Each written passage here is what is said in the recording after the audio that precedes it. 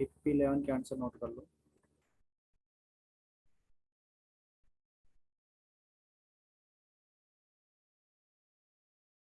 First का B,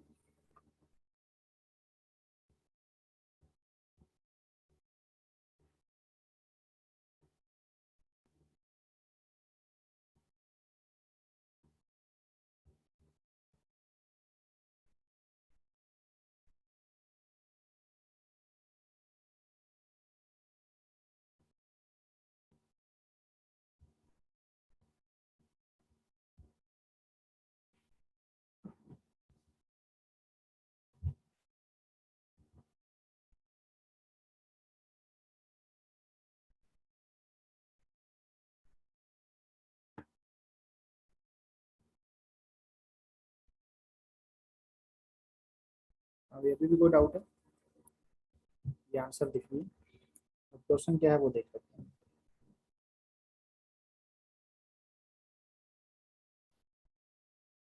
A sailboat sails 2 kilometre due east। यहाँ से 2 किलोमीटर ईस्ट की तरफ जाता है।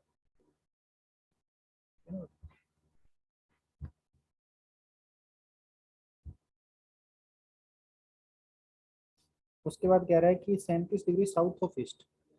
तो साउथ ऑफ ईस्ट, ईस्ट के साउथ में 37 डिग्री, ठीक है ना, इस डायरेक्शन में जाता है। कितना? 5 किलोमीटर जाता है।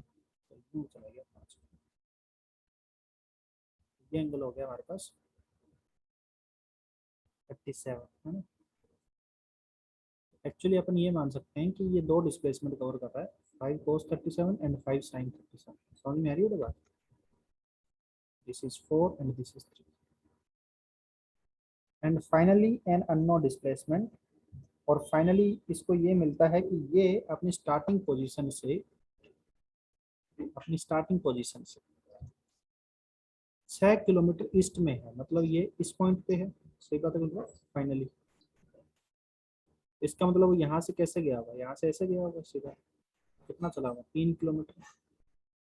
और ये ऊपर की डायरेक्शन में चला हुआ थी। कौन सी डायरेक्शन में? नॉर्थ। सही बात है बिल्कुल। हाँ है ना। तो वो स्टार्टिंग फाइनली यहाँ पे है। तो फाइनल लास्ट डिस्प्लेसमेंट उसका 3 किलोमीटर नॉर्थ हुआ है बेटा। तकलीफ है किसी को?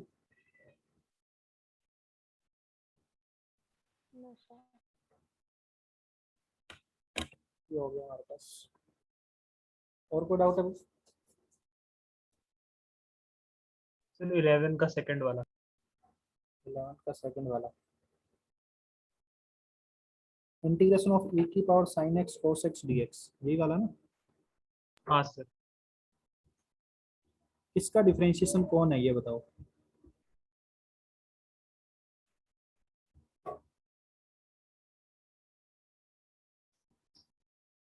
You have to come to DC for yesterday's test doubts.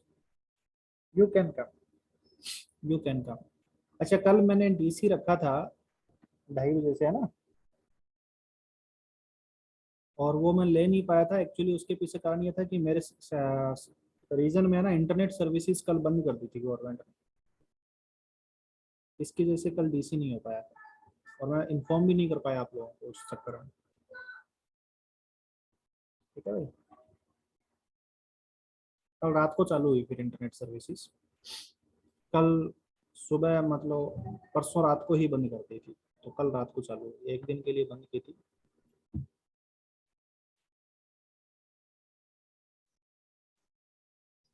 Zero से π/2। ठीक है। तो किसका कौन डिफरेंशिएशन है? साइन एक्स का डिफरेंशिएशन कोस एक्स है। तो साइन एक्स को टी पुट कर दो, तो डी टी आ गया कोस एक्स डी एक्स, है ना। तो इसको लिख दो e की पावर टी dt। लेकिन यहाँ पे जो ये लिमिट है ना, ये x की है, ये t की नहीं है। अपन ने इंटीग्रेशन को t में कन्वर्ट कर दिया, लेकिन ये जो लिमिट दे रखी थी वो तो उसने तो x की दी थी ना। तो आप या तो पहले लिमिट चेंज करो, t के हिसाब से लिमिट रखो अभी, क्योंकि जो लिमिट थी वो तो x की थी। तो t के हिसाब से रखें तो कैसे रखेंगे? x की वैल्यू 0 पुट करी, क्योंकि लोअर लिमिट x की 0 है, तो t की लोअर लिमिट आ गई 0, साइन 0 इज 0। फिर x की वैल्यू π/2 पुट करी, तो t की अब वैल्यू आ गई sin π/2 दैट इज 1। है ना। ये t की लिमिट 0 से 1 होगी, e की पावर t का इंटीग्रेशन e की पावर t होगा बेटा, इसमें 0 से 1, e की पावर 1 माइनस e की power 0, right, that is e minus 1। अरे हाँ, दिस इज द आंसर। हाँ समझा सर। समझे? और कोई डाउट है भाई?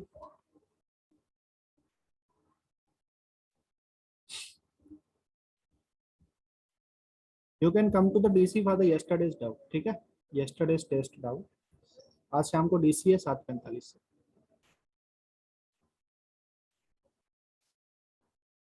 ये टेस्ट डिस्कस ही कर ले।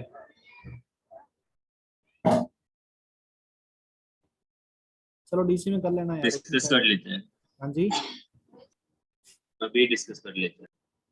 अभी डिस्कस कर लेते हैं। तो मुझे टेस्ट पेपर भेजो, फिर आप व्हाट्सअप करो मुझे टेस्ट पेपर।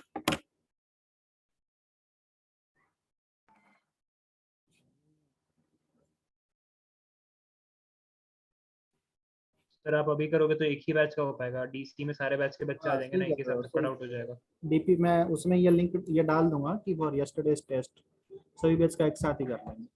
अभी क्लास का टाइम वेस्ट क्यों करना अपनी क्लास का ना।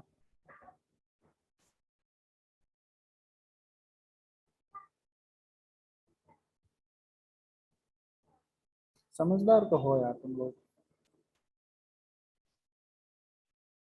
कंस्टेंट मोशन पढ़ रहे थे अपन, है ना। हाँ सर। कंस्टेंट मोशन में आपको क्या करवा दिया था मैंने, स्ट्रिंग कंस्टेंट करवा दिया था कंप्लीट, या चालू किया था? स्टार्ट कराया था, स्ट्रिंग कंस्ट्रेंट अभी शुरू ही किया था। शुरू ही किया था। अच्छा, लास्ट क्वेश्चन क्या दिया था? नहीं दिए थे सर। हाँ जी, कुछ नहीं दिया था, समझाया था बस। नहीं सर। ओके, ठीक है, आगे चलते हैं। तो आपको एक तो वो सीधा बताया होगा कि पुली के चारों ओर बेंड हो जाती है तो रस्सी को पार्ट्स में ले लेते हैं, तो उसका एक एग्जांपल लेके समझाया होगा ना, हाँ सर, एक एग्जांपल दिया था आपने। L1 L2 करके। ठीक है, और तो कुछ हाँ। नहीं दिया था उसके आगे, या और भी कुछ कराया था? नहीं और कुछ नहीं, वही लास्ट डायग्राम भी बनाया था लास्ट। ठीक है, आगे चलते हैं।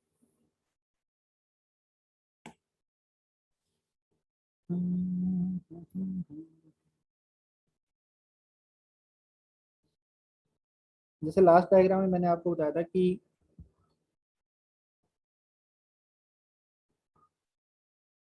ठीक है,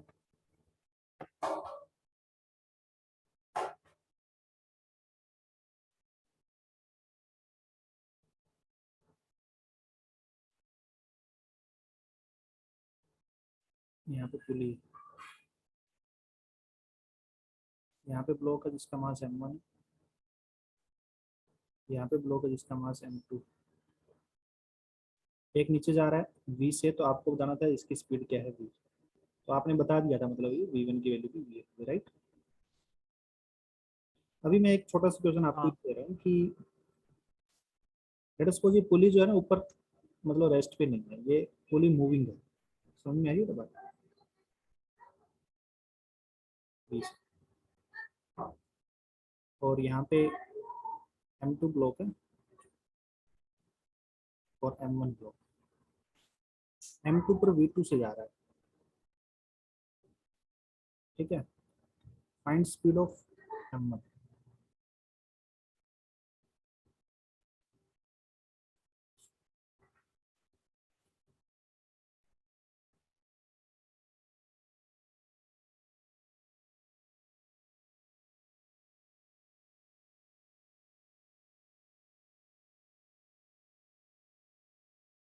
sir, V2 minus V।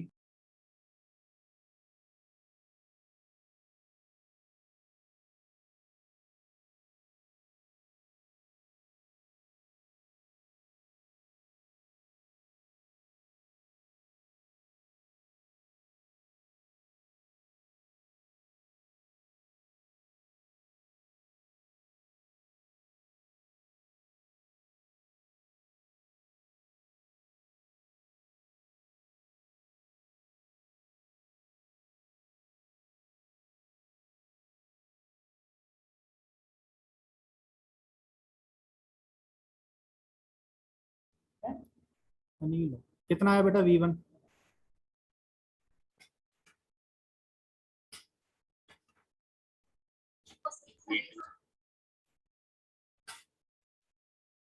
Sir V2 minus V1 जैसा कुछ। V2 माइनस V, हाँ हाँ वही। ये आया। ये तो यार गलत है,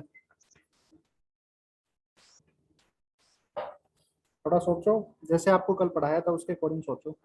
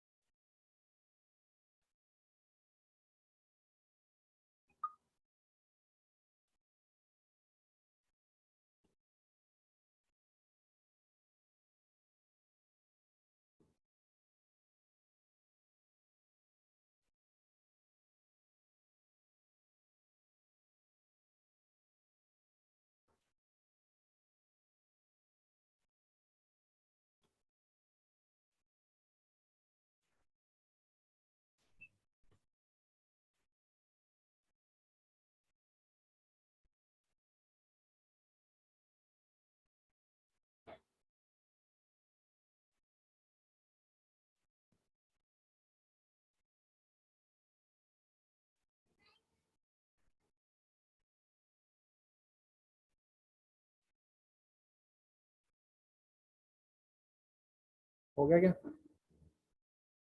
ओह बहुत सारे बच्चों ने भेज भी दिया। M1 का V2 plus V1, sir minus V1, V2 ही होगा ना। अरे अलग अलग आंसर आ रहे हैं, माइनस V2।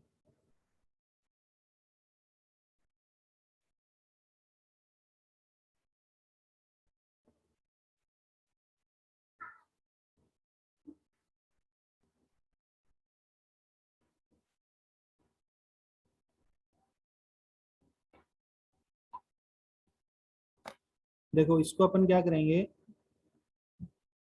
दोनों साइड की रस्सी, ये वाली जो रस्सी है इसकी लेंथ तो कांस्टेंट है ना बेटा,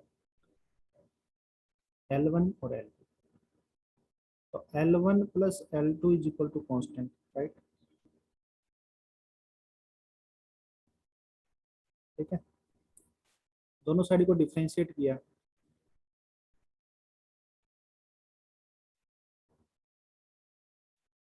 differentiate with respect to time, तो dL1 by dt plus dL2 by dt is equal to 0। सही बात है बेटा? हाँ यस। Yes sir. अब एक बात बताओ, dL1 बाई dt क्या है? इस लेंथ की रेट ऑफ चेंज, इसके दो एंड है। मान लेता हूँ कि जो M2 है ना, M1 है ना, ऊपर की तरफ V1 से जा रहा है, मुझे नहीं पता किधर जा रहा है। देखिए यहाँ पे अपन डायरेक्ट भी नहीं कर सकते, मैंने आपको बताया था ना कि कई बार ऐसी सिचुएशन आएगी हम डायरेक्शन बता भी नहीं सकते किधर जा रहा है। बता हाँ सकते हो? नहीं बता सकते, तो आप मान लो नहीं बता सकते। उल्टा होगा तो अपने आप आ जाएगा। तो यहाँ पे देखिए L1 की रेट ऑफ चेंज के बारे में बात करें तो L1 देखिए आपने डायरेक्शन के अकॉर्डिंग, जैसे ये पॉइंट तो दूर जा रहा है V से, और ये पॉइंट इधर आ रहा है V1 से, तो L1 यस सर। L1 एक हिसाब से बढ़ रहा है, V से बढ़ रहा है और V1 से कम हो रहा है। सही बात है बोलवा, क्योंकि ये वाला पॉइंट नजदीक जा रहा है उसके और वो उससे दूर जा रहा है। सही बात है बोलवा, तो V से हाँ बढ़ रहा है और V1 से हाँ कम हो रहा है, तो ये इसका नेट रेट ऑफ चेंज हो गया। किसका? L1 का। L1 L1 का rate of change plus L2 का रेट ऑफ चेंज 0 होना चाहिए। L2 की बात करें तो L2 का ये पॉइंट पुली के साथ है, तो ये पॉइंट V से जा रहा है और ये पॉइंट V2 से जा रहा है, राइट?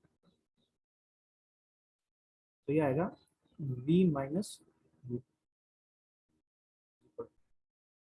यहाँ से आपको V1 निकालना है, वैसे तो V1 निकाल सकते हो, कोई दिक्कत नहीं है, 2V माइनस V2। और वैसे मैं यहाँ से V को लिखता हूँ V1 और V2 की टर्म में।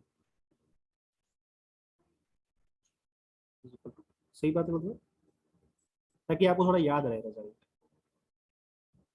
मतलब मैं ये शो करना चाह रहा हूँ आपको कि एक पुली है और इसके दोनों साइड के ब्लॉक अगर V1 और V2 से ऊपर जा रहे हैं, ये V1 से ऊपर जा रहा है और अगर ये V2 से ऊपर जा रहा है तो पुली की जो स्पीड होगी वो इन दोनों की मीन स्पीड होगी V1 plus V2 by 2, right.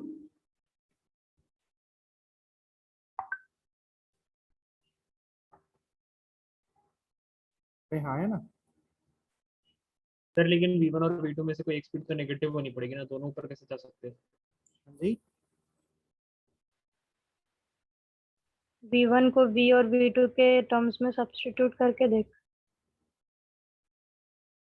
मैं समझा नहीं क्या बोल रहे हो। यहाँ से देखो ना 2V is equal to V1 plus V2, तो V is equal to V1 plus V2 by 2। अब बोल क्या पूछ क्या रहा है। कुछ नहीं सर, मैं बोल रहा था वो कि V1 और V2 दोनों एक डायरेक्शन में तो नहीं हो सकते ना, दोनों अलग अलग डायरेक्शन में होंगे तो नहीं, हमने नेगेटिव एक होगा वो। डायरेक्शन में माने है ना, उससे ये रिजल्ट आ रहा है। हमने दोनों को एक डायरेक्शन में माना है। अभी देख तो दूसरा दूसरा ले लेते हैं, एक काम करते हैं। सर मतलब पूरा सिस्टम ऊपर जा रहा है। हाँ, एक काम करते हैं, मान लेते हैं कि ये वाला ब्लॉक नीचे जा रहा है V1 से और ये ऊपर जा रहा है V2 से। तो हमें पूछना है, बताना है कि ये कितना होगा। बताओ एक बार, जहाँ भी कंफ्यूजन हो ना वो करके देख लो।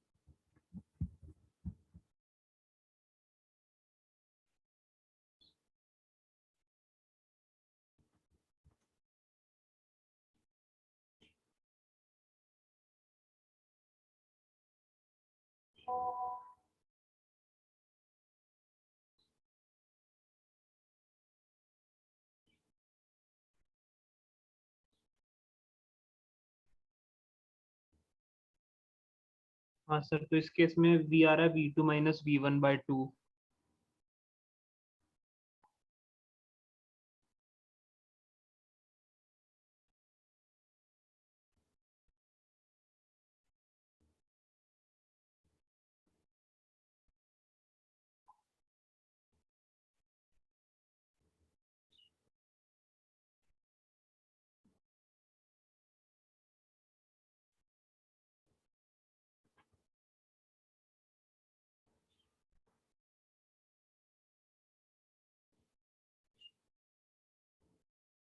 अगर आपने V की वैल्यू यहाँ से निकालोगे तो ये आएगा V2 माइनस V1 बाई 2, है ना।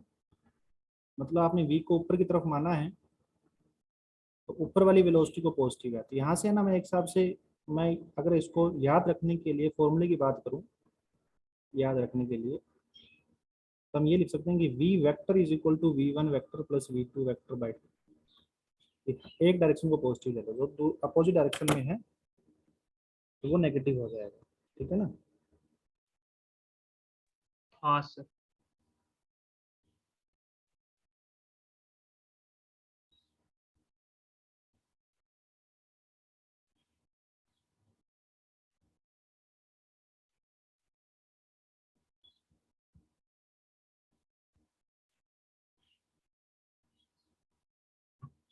ठीक है ना बेटा। आगे चलूं? हाँ सर।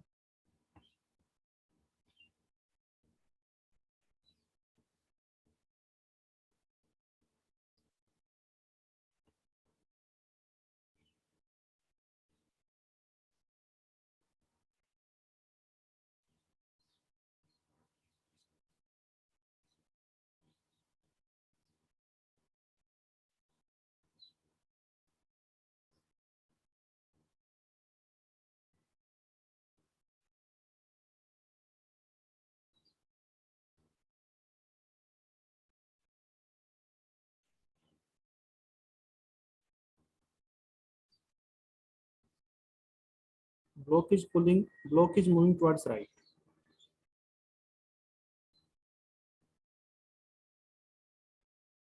Horizontal surface.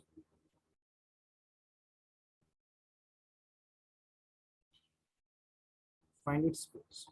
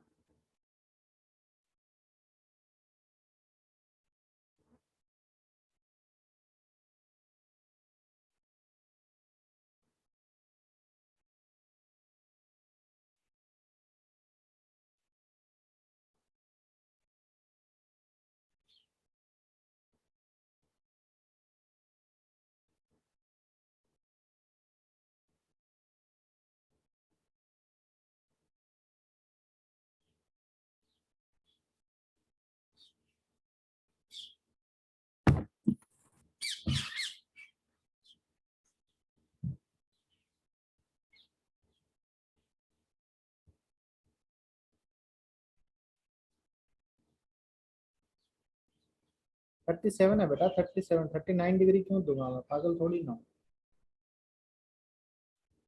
37 डिग्री है।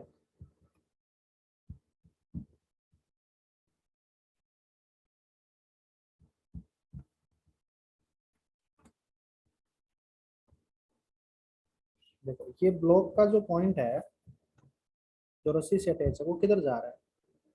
जो एक्चुअल वेलोसिटी होती है ना, वो कंसीडर करनी होती है। ये इधर जा रहा है। लेट अस सपोज इसकी स्पीड v1, अपने को ये v1 निकालनी है, राइट? हाँ या ना? हाँ सर। तो इस रस्सी के दो पार्ट ले लिए, L1 dL2। तो L1 डैश मतलब dL1 बाई dt को L1 डैश लिख रहा हूँ, डिफरेंशिएशन है ये, first differentiation, plus L2 dash is equal to 0। सही बात है? Yes sir. तो यहाँ पे देखिए, इसका एक एंड तो यहीं पे है, इसकी पोजीशन चेंज नहीं हो रही है L1 की, और दूसरा एंड जब वो v स्पीड से जा रहा है, हाँ है ना? तो L1 इज हाँ sir. Increasing with v minus 0, v से बढ़ रहा है और 0 से घट रहा है। L2 की बात करते हैं, तो L2 का ये एंड तो फिक्स है, राइट? यहीं पर है। और दूसरे एंड की बात करें तो दूसरा एंड एक्चुअली राइट में जा रहा है, तो L2 का जो डिक्रीज होगा वो तो इस वाले कंपोनेंट से होगा ना, इस V1 का इधर कंपोनेंट कितना है? अरे हाँ है ना, V1 के दो कंपोनेंट है, सुन रहे हो मेरी बात? तो V1 का ये कंपोनेंट कितना होगा? V1 cos 37। cos 37 तो L2 का डिक्रीज हो रहा है, 0 से बढ़ रहा है और डिक्रीज हो रहा है V1 cos 37 से, is equal to 0। तो V is equal to V1 into 4/5। तो V1 की वैल्यू किसके बराबर आएगी? 5V/4। समझ में आ रही है बात?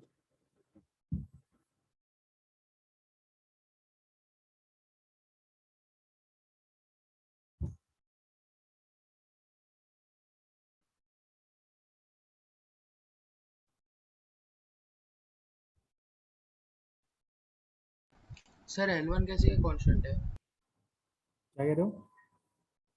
L1 कैसे का कांस्टेंट है? L1 कैसे कांस्टेंट है? L1 प्लस L2 कांस्टेंट है, मैं तो ये कह रहा हूँ। हाँ okay sir. L1 plus L2 constant है, तो L1 dash plus L2 dash is equal to 0 होना चाहिए। सही बात है गलत बात है? Okay sir.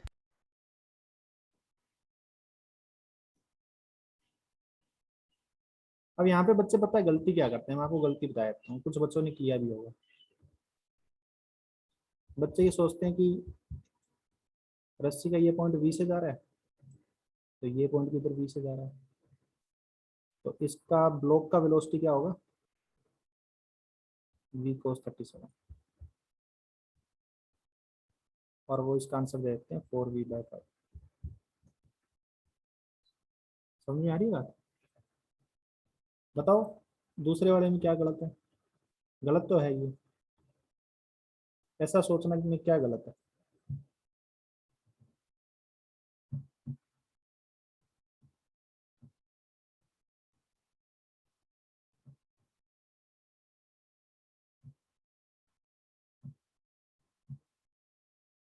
आप लोगों को समझ में आ रहा है मैं क्या पूछ रहा हूँ? हाँ सर।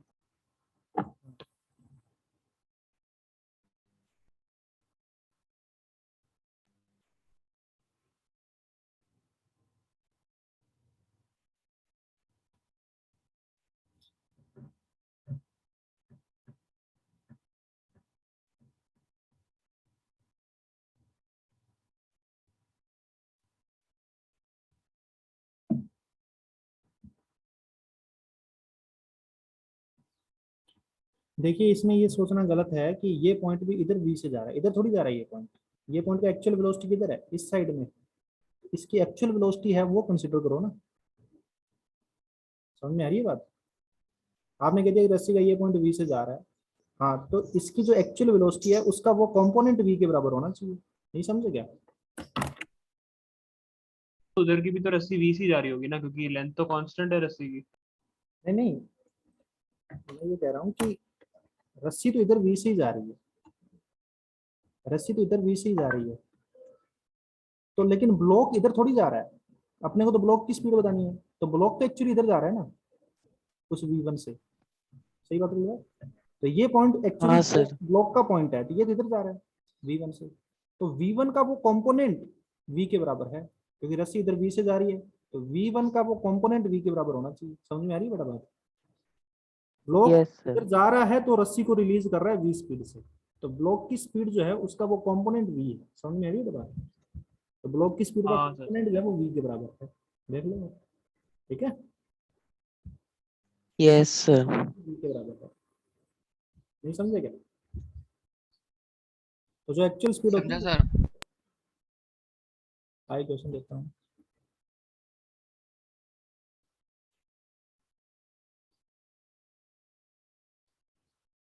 हम्म,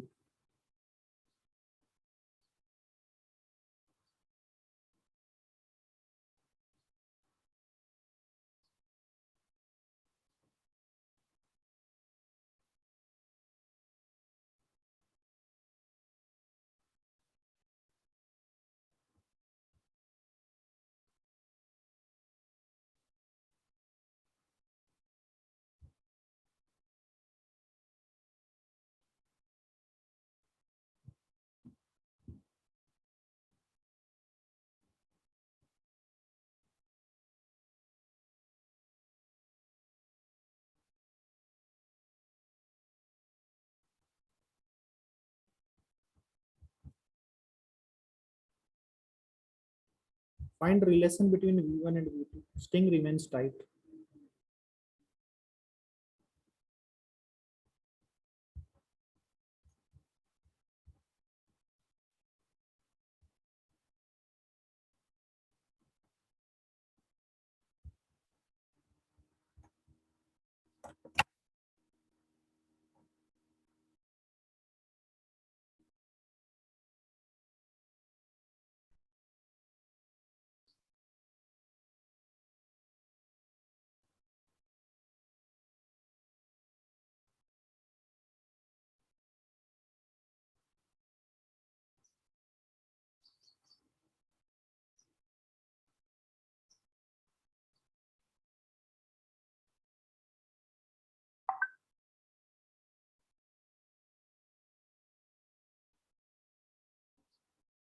सर रूट टू है क्या answer?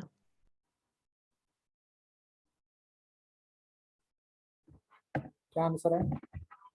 Sir root to.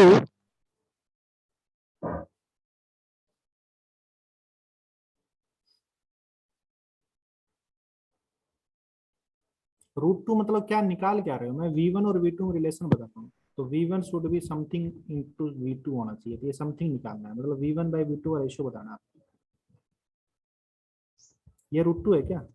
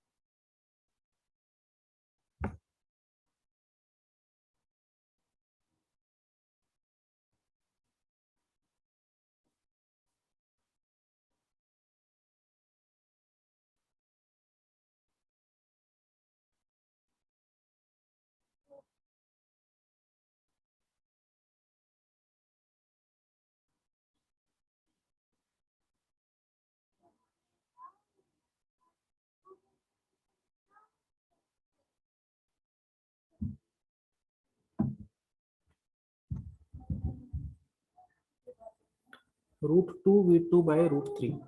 Okay, देखिए यहाँ पे ये हो गया L1, ये हो गया L2। ये रस्सी का एंड और ये रस्सी का एंड, दोनों एंड की बात करते हैं, ठीक है ना। ये एंड इधर जा रहा है V1 से और ये एंड जो है इधर जा रहा है V2 से। ये L1 हो गया, ये L2 हो गया। L1 dash plus L2 dash should be equal to 0। सही बात है बोलते। L1 की देखें तो ये पॉइंट जब वो 0 पे है और ये पॉइंट जब वो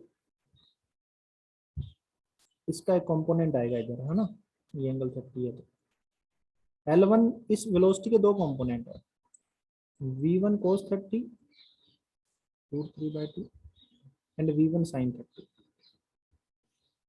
अब ये L1 की लेंथ चेंज होना इस V1/2 से पे थोड़ी डिपेंड करता है, तो ये तो गैलीलियो ने बोला है कि परपेंडिकुलर वेक्टर इस डिस्प्लेसमेंट को इफेक्ट नहीं करेंगे। सही बात है गलत बात? हाँ सर। L1 की लेंथ चेंज होना तो इस पे डिपेंड करता है। तो L1 के अलोंग ये √3/2 V1 से बढ़ रहा है और 0 से घट रहा है ना। ये L1 का रेट ऑफ चेंज है। इसी तरीके से L2 की बात करें तो L2 का कंपोनेंट इधर आएगा V2/√2। सही बात है बोल रहा, दूसरे की बात ही नहीं करनी अपने को। तो वो 0 से बढ़ रहा है और V2/√2 से घट रहा है ना। तो ये किसके बराबर आ गया बेटा? ये V1/√2 की वैल्यू आ गई √2/3। ठीक है बेटा।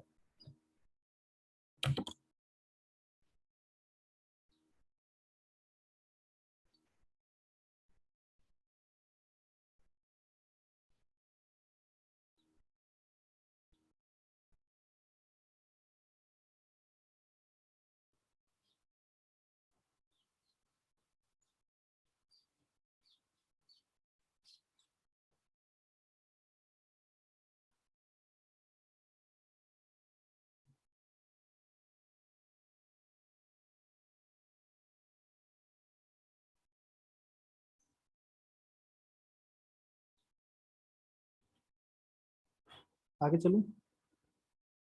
एक सेकंड।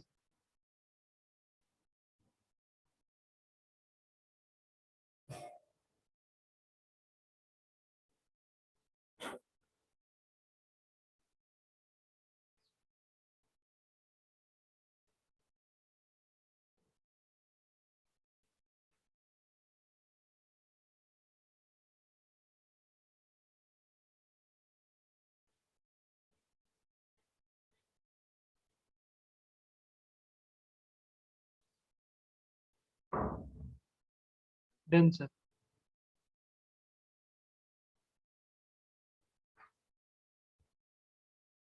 आगे चलता हूँ।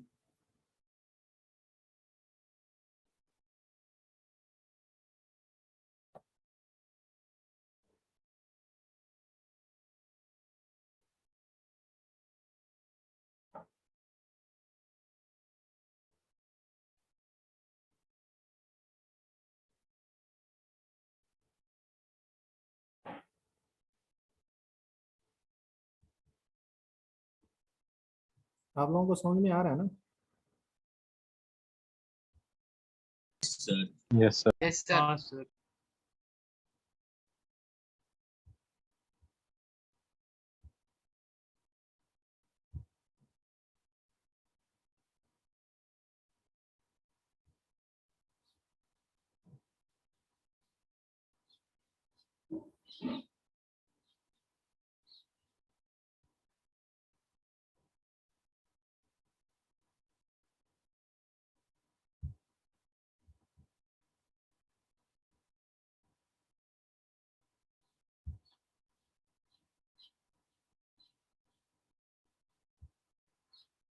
Find V3 in terms of V1 and V2.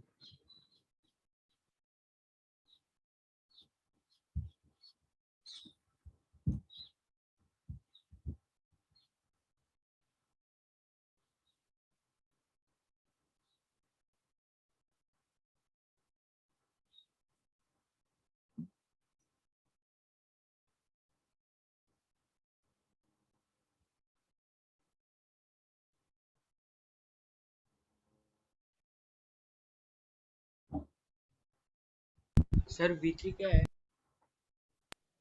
Sir V3 M3 का वो वेलोसिटी। V3 M3 का वेलोसिटी है भाई।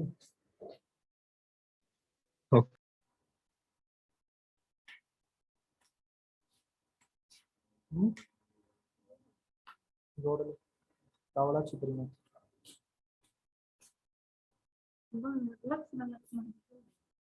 कितना?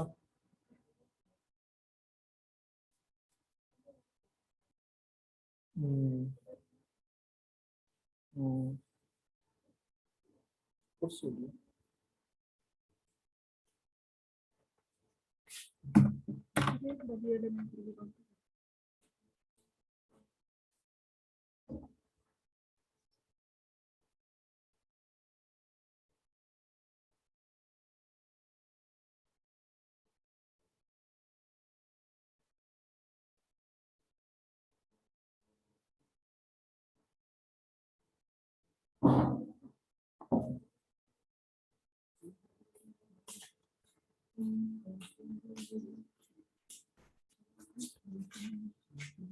सर यहाँ पे L2 L3 इक्वल रहेंगे।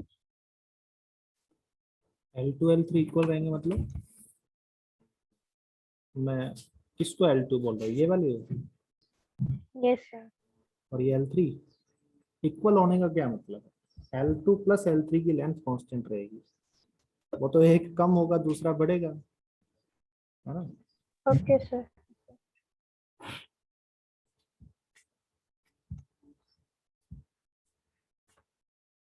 दो रस्सी आ गई इसमें, समझ रहे हो मेरी बात? हाँ सर, पहले M2 और M3 वाले पुली का वेलोसिटी निकालना पड़ेगा। ये जैसे पुली P1 है और ये पुली P2 है। एक रस्सी तो M1 और P2 को जोड़ रही है और एक रस्सी M2 और M3 को जोड़ रही है, तो दो रस्सी है ना। तो हर रस्सी की एक अलग लेंथ कांस्टेंट है, तो पहले वाली रस्सी की लेंथ कांस्टेंट हो जाएगी, तो वो एक अलग से इक्वेशन बन जाएगी। दूसरी रस्सी की लेंथ कांस्टेंट हो जाएगी, वो एक अलग से इक्वेशन बन जाएगी। राइट, दो इक्वेशन बनेंगी इसमें। अरे हाँ है ना? हाँ सर। करो, सोल्व करो।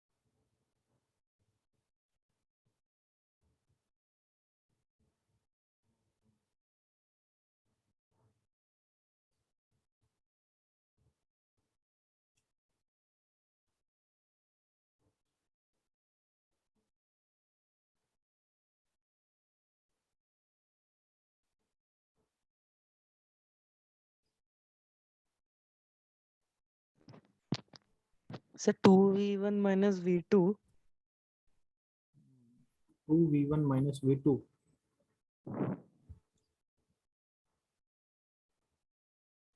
देखते हैं भाई।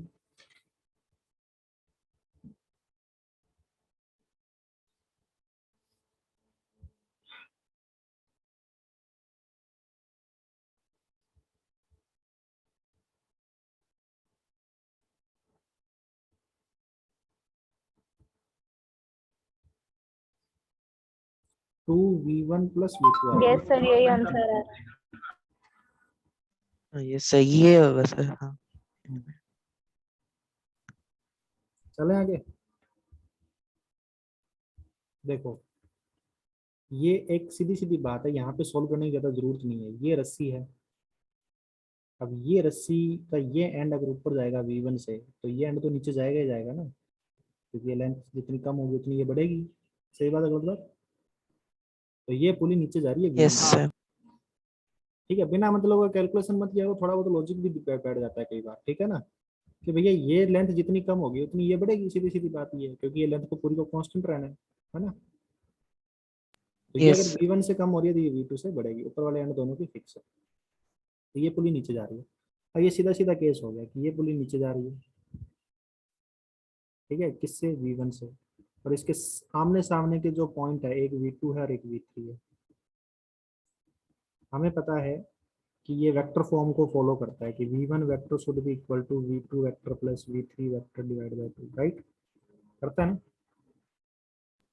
हाँ यस सर। सर। नीचे वाले को पॉजिटिव ले लेता हूँ, तो v1 is equal to v2 ऊपर है, v3 नीचे है, तो v3 को पॉजिटिव आ गया, v2 नेगेटिव आ गया, तो v3 की वैल्यू नीचे की ओर आ गई, किसके बराबर? 2v1 प्लस v2 के बराबर। समझ में आ रही है तो बात?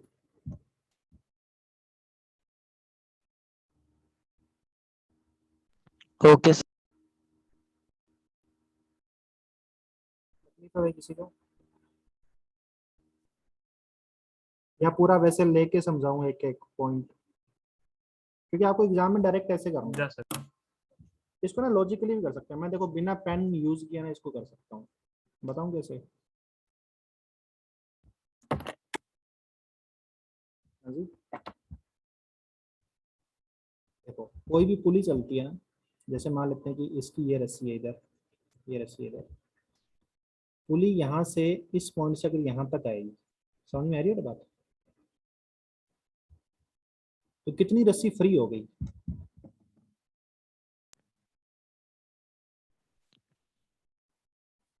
जैसे पुली एल चल सर के आई, समझा नहीं, एक बार फिर बताइए।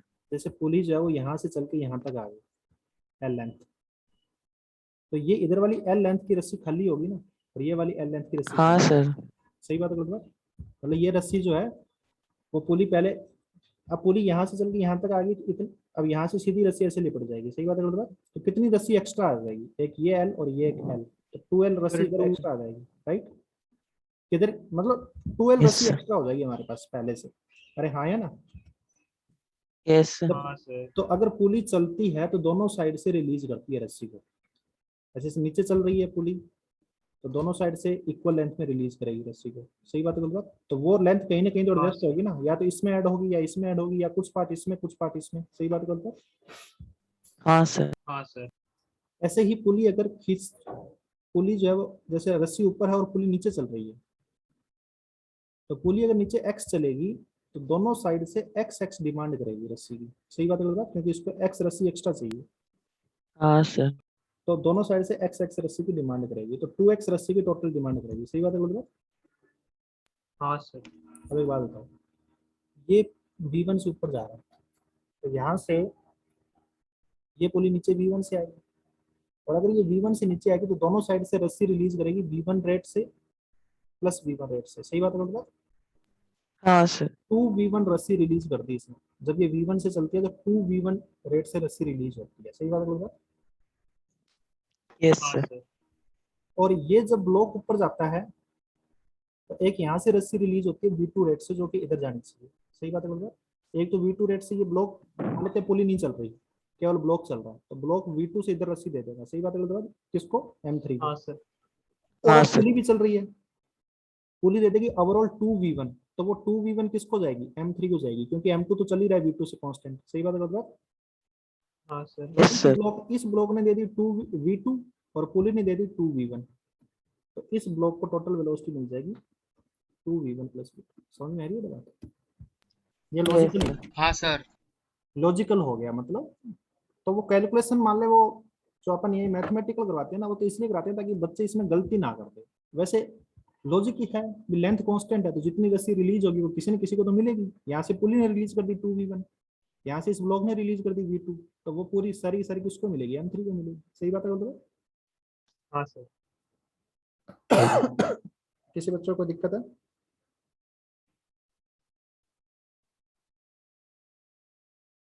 No sir.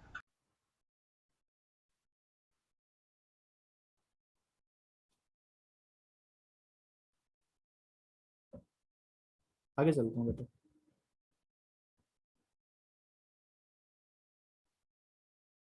चलो ना। हाँ सर।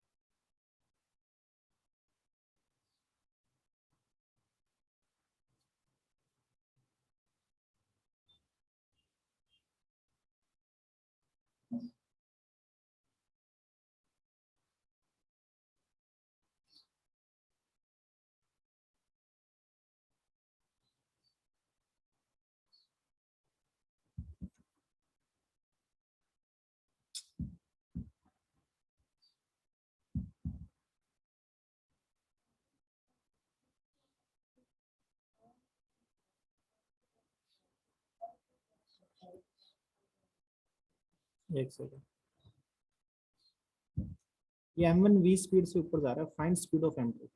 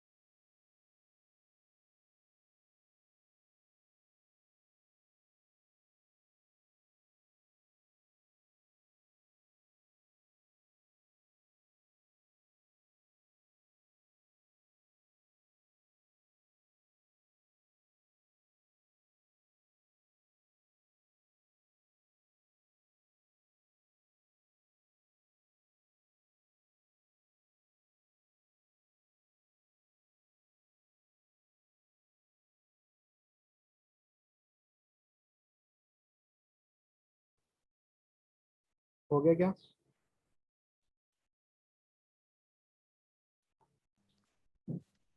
सर 3V है क्या? टीवी देख लेता हूँ मैं।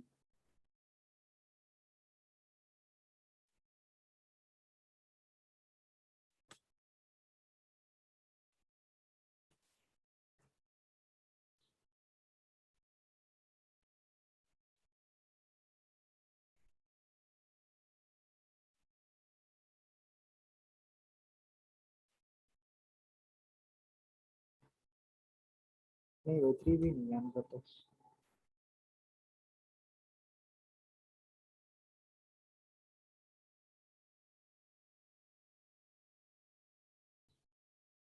इसको ना अपन एक्सेलेशन से भी कर सकते हैं, मतलब ये सेम चीज है ना, एक्सेलेशन में भी अप्लाई हो जाती है। अगर इसका ए एक्सेलेशन है तो इसका एक्सेलेशन बताओ क्या होगा। ठीक है ना, चलो मैं सोल्व करूं। बताओ कितनी रस्सियां हैं इसमें, कितनी स्ट्रिंग है जिनको सोल्व करना है अपने को? 3। तीन स्ट्रिंग है तो 3 इक्वेशन तो बनेगी। सही बात है बोल दो। हाँ सर। एक पहली रस्सी की बन गई L1 dash plus L2 dash is equal to 0। एक दूसरी रस्सी की बन गई L3 प्लस L4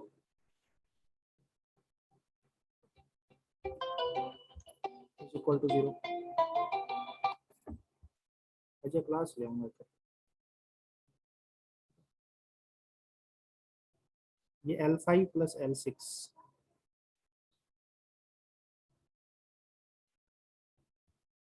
ठीक है बेटा, 3 इक्वेशन बना दी मैंने। पहली इक्वेशन से क्या हुआ, स्पष्ट दिख रहा है तुम्हें कि अगर भाई ये रस्सी पूरी है एक, तो अगर ये एंड V से ऊपर जाएगा तो ये एंड V से नीचे आएगा। स्पष्ट बात है मतलब। हाँ Yes, sir. इस पुली को P1 बोल देता हूँ, इस पुली को P2 बोल देता हूँ, इसको P3 बोल देता हूँ। और वैसे भी आप यहाँ से देखना चाहो देख सकते हो 0 माइनस V, और P2 का velocity V P2 minus 0। V P2 की वैल्यू V के बराबर आ गई, राइट। तो पुली जब नीचे V से जा रही है, अब यहाँ पे बाजी अड़ जाती है L3 प्लस L4। L3 की बात करते हैं। L3 का ये एंड ऊपर किससे जा रहा है, V से। सही बात है मतलब। हाँ L3 का ये एंड V से जा रहा है, और ये एंड रेस्ट पे है गया।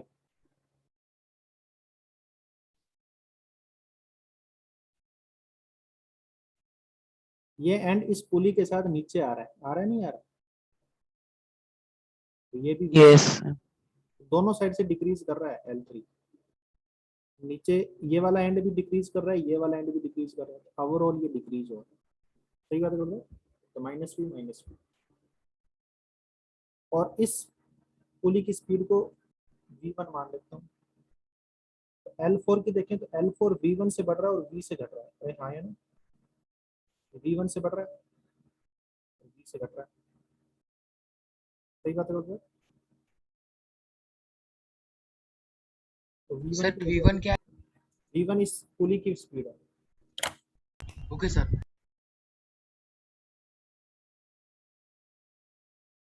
ठीक है बेटा, तो ये पुली V1 से नीचे आ रही है। अब L5 पे चले जाओ। अब ये वाली इक्वेशन तुम खुद सोल्व करो एक बार, लास्ट वाली मैंने सिखा दिया ना अभी। सोल्व करो फटाफट।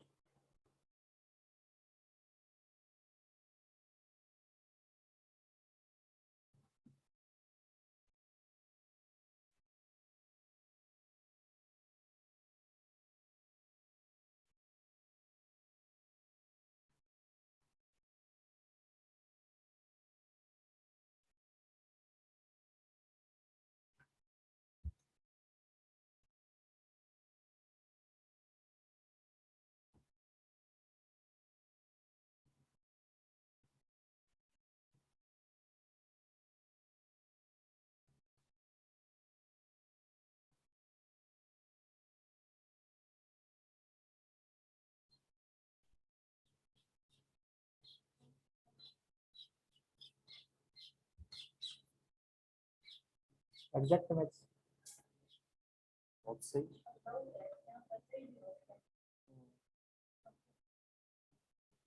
बहुत सही।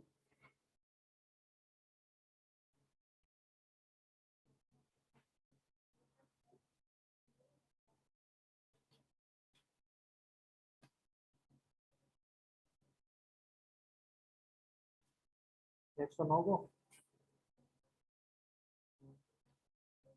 ये है तो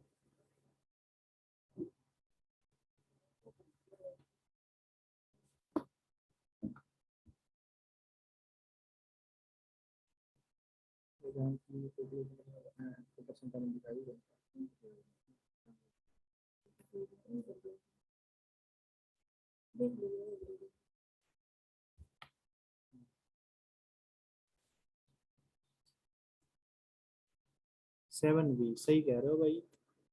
देखिए L5 ऊपर जा रहा है V से, और यहाँ से V1 से नजदीक नीचे आ रहा है, राइट।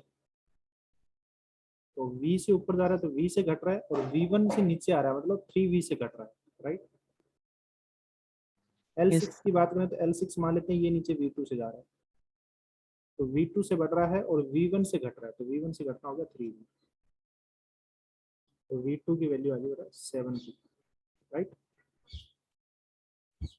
Yes, sir. अब इसको वैसे लॉजिकली समझाऊं क्या?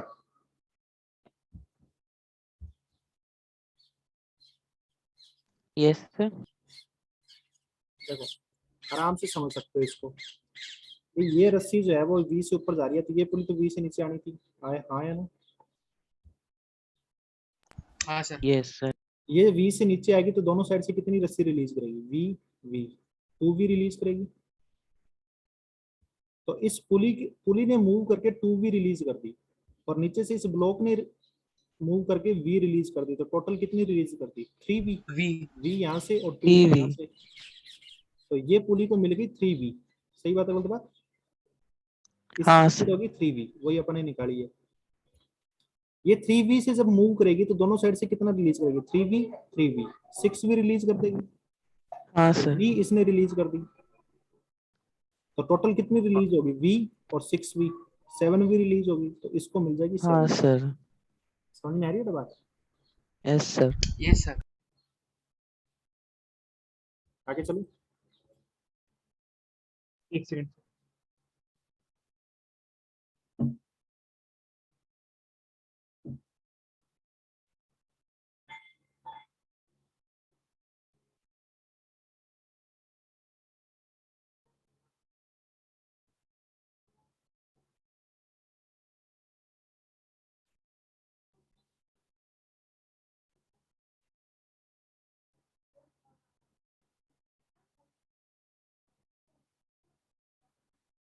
ऊपर मैसेज कर दे।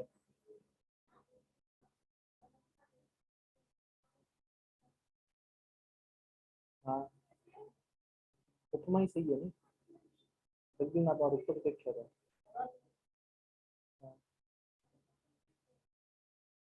Done sir. रूपक सही बताइए, क्या उपमा करियो, बड़ा रूपक सही बताया। हाँ जी चलो आगे। हाँ sir. Next is wedge constant.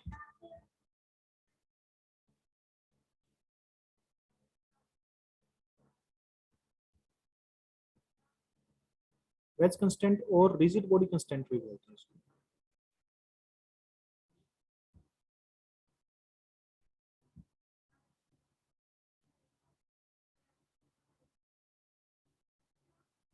इसमें हमारे पास दो कंडीशन क्या है?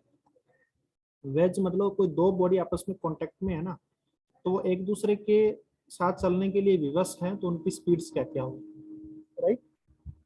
इसमें पहली कंडीशन तो ये होगी कि bodies in contact must be rigid, ठीक है ना। बॉडीज इन कांटेक्ट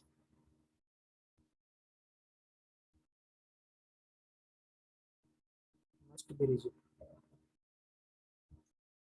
रिजिड होनी चाहिए, that is they can not be compressed और एक्सपेंडेड। हाँ है ना? हाँ सर।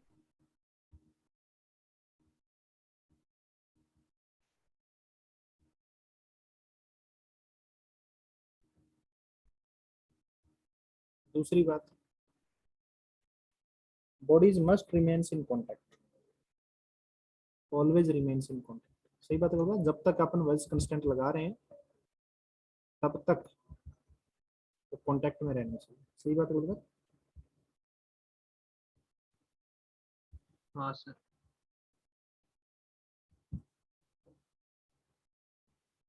तो यहाँ से अपन ये कह रहे हैं कि अगर दो बॉडी आपस में कांटेक्ट में है और ऑलवेज कांटेक्ट में रह रही है, ठीक है ना, जैसे ये कोई बॉडी है और इसके साथ कोई और बॉडी है, ये आपस में कांटेक्ट में है, तो इसमें कांटेक्ट में कैसे रह सकती है ये बताओ। जैसे मैं ये बोलूँ, दोनों के स्पीड इक्वल हो।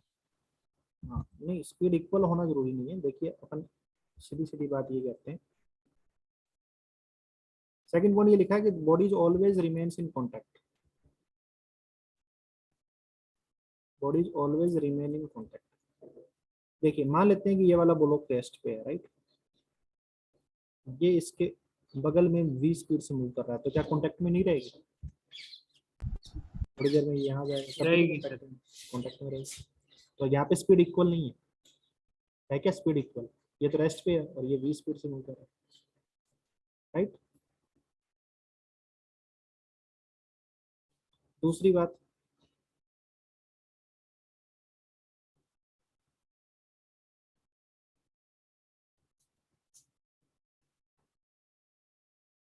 लेट अस सपोज ये इधर जा रहा है v1 से, और ये जो है ब्लॉक, ये जो ऑब्जेक्ट है, अगर इसको इसके कांटेक्ट में रहना है तो इसकी इधर स्पीड v1 होनी जरूरी है। क्या सही बात है गलत बात? हाँ सर, इसकी वेलोसिटी के नीचे कंपोनेंट से भी कुछ वन भी होना हो, चाहिए इस डायरेक्शन में। नीचे कुछ भी हो कोई दिक्कत नहीं है, लेकिन ये वाली स्पीड v1 होनी जरूरी है, क्योंकि अगर ये स्पीड v1 से कम रह गई तो ये इधर कम मूव करेगा और वो ज्यादा मूव कर जाएगा, व्हाइट वाला। सही बात है गलत बात? ये कांटेक्ट में नहीं रह पाएंगे, आया ना। तो ये जो हाँ स्पीड सर। है v2, इसको v2 बोल देता हूँ, तो v2 को v1 के बराबर रहना जरूरी है। तो for bodies to be in contact, to remain in contact,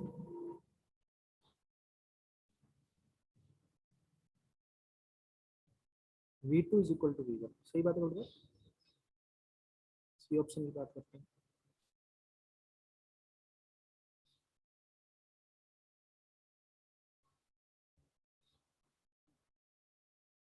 C option की बात करते हैं, थर्ड पार्ट की सी ऑप्शन।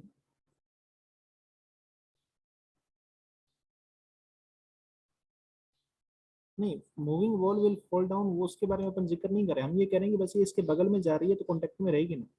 आगे जैसे बॉडी पता नहीं कहाँ तक है ये भी तो नहीं पता ना, लेंथ वगैरह दिया थोड़ी है, ठीक है ना। बाद में कांटेक्ट लूज हो रहा है अलग बात है, बट इस इंस्टेंट की बात कर रहे हैं कि जब तक ये इसके बगल में मूव कर रही है तो कांटेक्ट में रहेगी। तो यहाँ से इन दोनों पॉइंट से अपन ये बात कह सकते हैं कि जो कॉमन सरफेस है, जो कॉन्टेक्ट सरफेस है, उसके परपेंडिकुलर वाला कंपोनेंट वेलोसिटी का सेम होना चाहिए। समझ में आ रही है बात? तीसरे में ये हो सकता था कि ये ब्लॉक भी ऐसे मूव कर रहा है और ये वाली बॉडी भी ऐसे बीडे से मूव कर रही है, राइट। तो इनके ये वाले जो कंपोनेंट, ये v1 और ये v1, ये सेम होना चाहिए। ये कंपोनेंट से सेम ना हो, कोई दिक्कत है? ये v2 और ये v2, ये v3 हो सकता है, कोई दिक्कत नहीं। लेकिन जो कॉमन सरफेस के परपेंडिकुलर वाले कंपोनेंट है, ये कॉमन सरफेस और इसके परपेंडिकुलर वाले कंपोनेंट मस्ट बी सेम। सही बात है बेटा? तो for the bodies to remain in contact, the component of velocities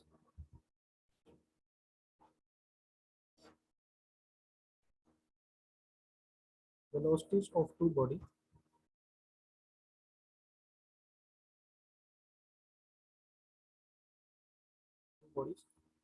which are perpendicular to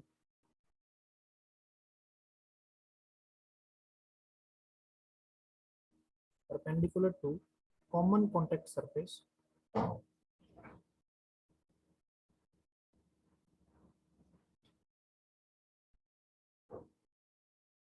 must be same।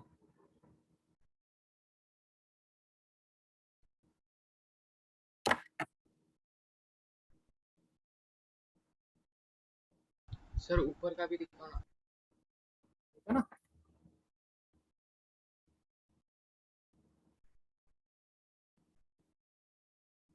Velocities और एक्सेलरेशन भी बोल सकते हैं यहाँ पे, क्योंकि वेलोसिटी का रेट ऑफ चेंज एक्सेलरेशन होता है। अगर वेलोसिटी सेम रहेगी तो उनका रेट ऑफ चेंज भी तो सेम रहेगा ना। if v1 is equal to v2 then dv1 by dt is equal to dv2 by dt। सही बात है मतलब।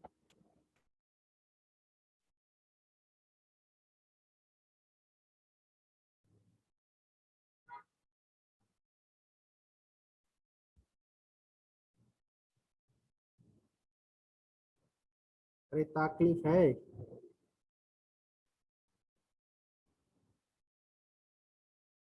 क्या, ये बताओ।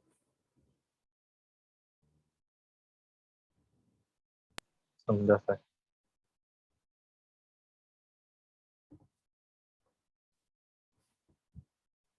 फिर एक छोटा सा क्वेश्चन करते हैं। सर आपने जो भी पिछला वाला दिखाया ना, उसमें जो सी वाला केस था, उसमें अगर दोनों बॉडी सर्कुलर ही होंगे तो अगर V2 और V3 अलग होगा तो दोनों तो कांटेक्ट के बाहर चले जाएंगे ना। क्या कह रहे हो? मतलब इसमें तो अपना एक बॉडी सर्कुलर है और एक बॉडी रेक्टेंगुलर है, तो V2 और V3 के अलग होने से कोई फर्क नहीं पड़ रहा। V2 अगर ज्यादा भी अपन इस होगा या कम भी इंस्टेंट होगा की तो बात भी कर रहे हैं। अकोमोडेट हो जाएगा। इस इंस्टेंट पे अपने को वेज कंस्टेंट लगाना है ना। मतलब इस इंस्टेंट पे अगर ये कांटेक्ट में है तो इनकी वैल्यू v1 ही अपन कह सकते हैं कि बराबर है। सही बात है मतलब। v2 और v3 के बारे में कुछ नहीं कमेंट कर सकते। अच्छा। आया ना। हम ये कह सकते हैं हाँ कि हाँ ये सर। इनकी कॉमन सरफेस के परपेंडिकुलर वाली वेलोसिटी बराबर है।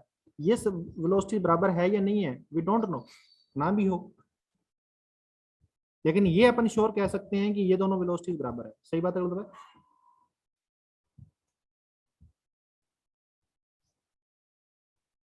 सुन रहे बेटा? तो इनके बारे में कमेंट करना गलत हाँ है। सर। आप इनके बारे में कमेंट कर रहे हो, समझा। v2 और v3 के बारे में। ठीक है। वेज कंस्टेंट से अपन इनके बारे में कोई कमेंट नहीं कर सकते, हम केवल इनके बारे में कमेंट कर सकते हैं। जो कॉमन सरफेस के परपेंडिकुलर वाली वेलोसिटी है वो सेम है। सही बात है गुरुदेव, उस इंस्टेंट पे। Yes, sir. अगर वो कांटेक्ट में नहीं रहेंगे तो फिर अपन वेज कंस्टेंट भी नहीं लगा सकते, है ना। वेज कंस्टेंट लगाने के लिए कांटेक्ट में रहना जरूरी है। समझ में आ रही है तो बात। Sir.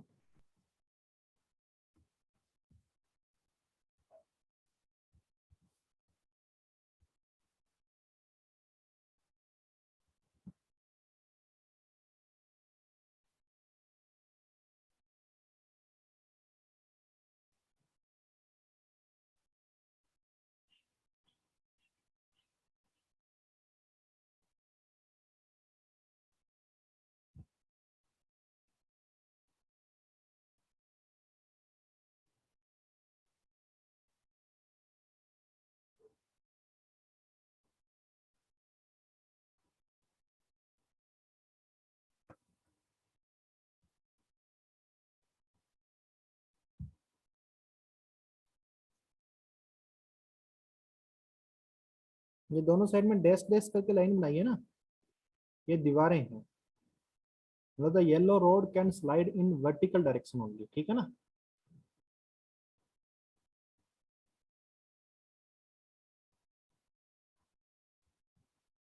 The rod can slide in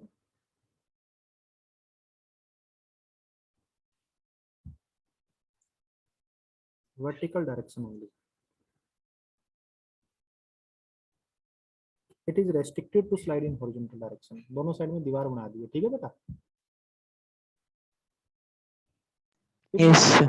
if the ways is, यहाँ पे मैं एक्सेलरेशन दे देता हूँ। ठीक है।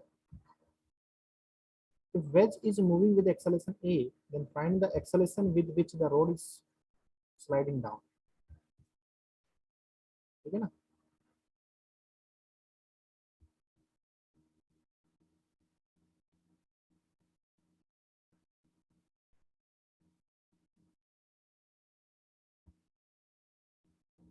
Find acceleration of rod।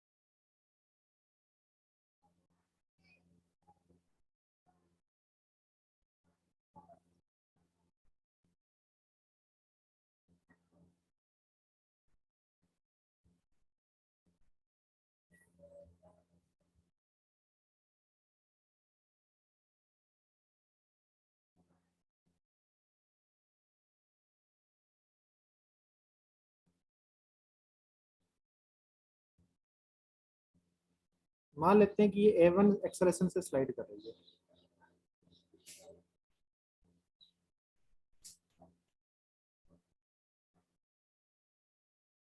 ठीक है ना, और ये जा रहा है A2 से, A से। तो जो कॉमन कॉन्टेक्ट सरफेस है ना, कॉमन कॉन्टेक्ट सरफेस, उसके परपेंडिकुलर कंपोनेंट ले लो। A1 का भी तो उसके परपेंडिकुलर ले लो, तो A1 के दो कंपोनेंट आ गए बेटा, सही बात बोल रहा हूं? ये A1 है, हाँ ये सर। दो कंपोनेंट आ गए, एक ये और एक ये। अरे हाँ या ना, दिखा आपको? तो ये वाला जो कंपोनेंट है, जैसे ये A1 था और इसका कंपोनेंट इसके परपेंडिकुलर वाला लेना है, तो हमें पता है कि ये जो स्लांट है उसका हॉरिजॉन्टल के साथ एंगल थीटा है, राइट? तो ये एंगल थीटा होगा, तो ये 90 माइनस थीटा। तो A1 का ये कंपोनेंट होगा A1 cos थीटा। अरे हाँ या ना? Yes sir. और दूसरा कंपोनेंट होगा A2 sin थीटा। इससे तो अपने को कुछ लेना देना नहीं है, अपने को इसकी बात है। और इसी तरीके से ये जो वेज की स्लांट है, इसका ये एक्सेलरेशन A2, तो ये एंगल थीटा है, राइट? A2 का ये कंपोनेंट होगा, सर A2 क्या है? सॉरी ये वेज का एक्सेलरेशन, ठीक है ना, वेज का एक्सेलरेशन A है, ओके A का ये कंपोनेंट होगा A sin थीटा, राइट?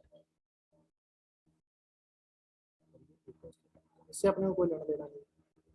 अगर ये दोनों सरफेस परपेंडिकुलर है तो कॉमन सरफेस के परपेंडिकुलर वाले एक्सेलरेशन सेम होने चाहिए।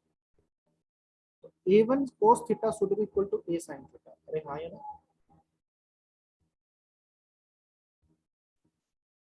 ये सुन रहे हैं मेरी बात? हाँ सर। A1 की वैल्यू होगी A/10, ये वो एक्सेलरेशन होगा जिससे रोड स्लाइड करेगी, ठीक है बेटा?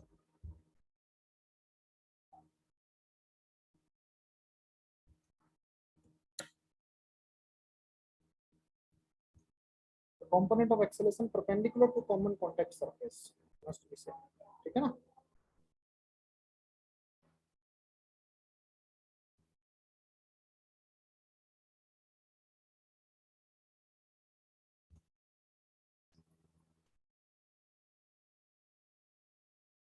और same, ठीक है बेटा? समझ में आया सभी को? यस चलिए आज के लिए इतना ही करते हैं। आप कंस्टेंट के क्वेश्चन कर लीजिएगा, ठीक है ना? ओके सर और DPP नंबर 12 13, ठीक है भाई? Yes sir. वेज कंस्टेंट के अगर चाहो तो एक बार छोड़ देना, स्ट्रिंग कंस्टेंट जरूर कर लीजिएगा, ठीक है? Bye. Yes sir bye sir bye thank you sir. Bye sir, thank you sir. Bye, sir. Thank you, sir. Thank you, sir. Bye.